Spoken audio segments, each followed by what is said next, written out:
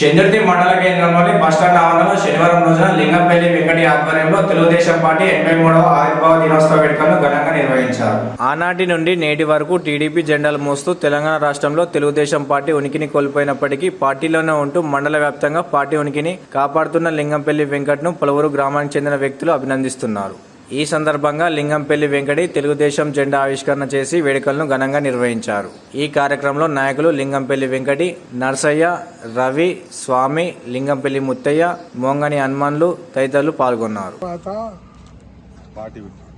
Party స్థాపించింది 83 సంవత్సరాలు. అయితే ఆయన ఆత్మ గురించి మేము జెండా పండుగ చేసుకుంటున్నాము. మళ్ళా తెలంగాణ మన జెండా ఎగురుతుంది. చంద్రబాబు ముఖ్యమంత్రి అవుతాడు. పార్టీ మారిన వాళ్ళందరూ ఇదే పార్టీ కిందకి వస్తారు, ఇదే అవుతారు.